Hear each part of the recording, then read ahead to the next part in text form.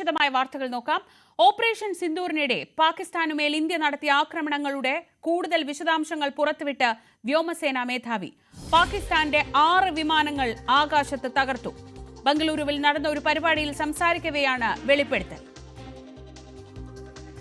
By the red dots that you see on the map were the 7 targets that were very close to the border and LC, and they were to be taken on by army with their integral weapons.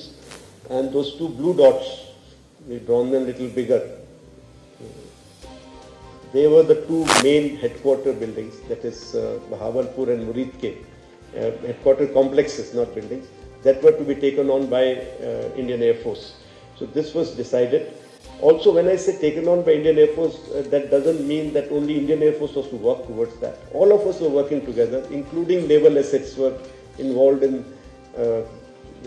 their weapons were used in these areas, their INT agencies were involved, and in the planning we were all, the 3 services together along with other agencies.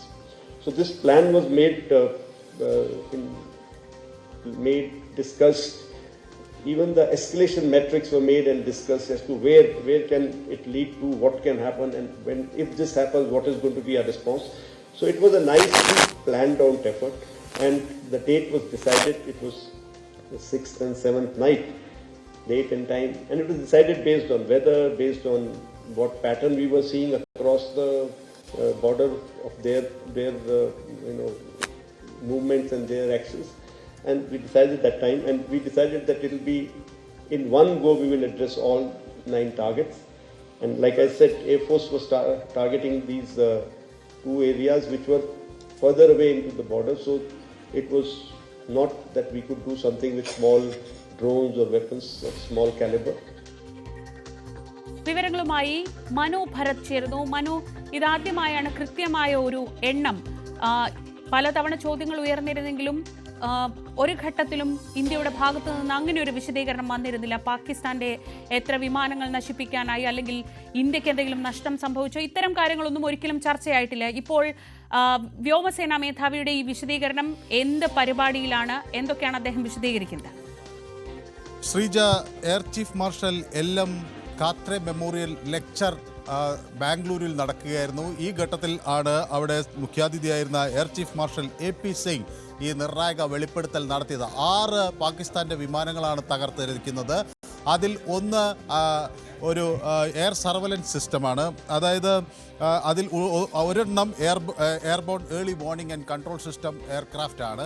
മറ്റേത് 6 എണ്ണവും പോർ വിമാനങ്ങൾ, jet വിമാനങ്ങളാണ്. അങ്ങനെ മറ്റേ 5 എണ്ണവും പോർ വിമാനങ്ങളാണ്, jet വിമാനങ്ങൾ. അങ്ങനെ മൊത്തം 6 വിമാനങ്ങൾ തകർത്തിരിക്കുന്നത്. അതായത് 5 എണ്ണം പോർ വിമാനങ്ങൾ, ജെറ്റ് വിമാനങ്ങൾ, ഒന്ന് നിരീക്ഷണത്തിന് ഉപയോഗിക്കുന്ന airborne early warning and control system ഉള്ള ഒരു വിമാനവുമാണ് തകർത്തിരിക്കുന്നത്. അങ്ങനെ ശക്തമായൊരു ആക്രമണം നടത്താൻ ഇന്ത്യക്ക് കഴിഞ്ഞു എന്ന് അദ്ദേഹം പറയുന്നു.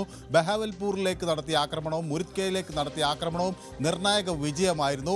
ഒപ്പം S-400 ആണ് ദ ഗെയിം ചേഞ്ചർ എന്ന് അദ്ദേഹം വിശേഷിപ്പിക്കുന്നത്.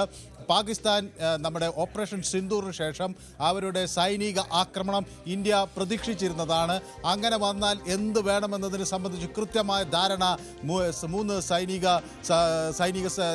ഉദ്യോഗസ്ഥർക്കും ഉണ്ടായിരുന്നു. എന്താണ് ചെയ്യേണ്ടത് എന്ന കൃത്യമായ 3 സേനാ വിഭാഗങ്ങൾക്കും ഉണ്ടായിരുന്നു. അപ്പോൾ സംയുക്തമായ ഒരു ആക്രമണം ഇന്ത്യ പദ്ധതിയിട്ടിരുന്നു.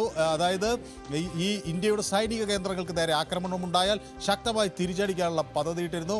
അതിൽ വ്യോമസേന, കരസേനയും ഉൾപ്പെടെ നേവിയും ഉൾപ്പെടെയുള്ള സംഘങ്ങൾക്കപ്പുറത്തേക്ക് മറ്റ് ഏജൻസികളെ കൂടി ഉൾപ്പെടുത്തിക്കൊണ്ട് വിശാലമായ ഒരു സഖ്യമുണ്ടായിരുന്നു. അങ്ങനെയാണ് കൃത്യമായ ഒരു തിരിച്ചടി നടന്നത്. പാകിസ്ഥാൻ ഇങ്ങോട്ടേക്ക് നടത്തിയ ആക്രമണങ്ങൾ തടയാൻ, പ്രത്യേകിച്ച് ഇന്ത്യയുടെ വ്യോമാതിർത്തിയിലേക്ക് കടന്നുള്ള മിസൈൽ ആക്രമണം തടയാൻ S-400 കാര്യക്ഷമമായി കഴിഞ്ഞു.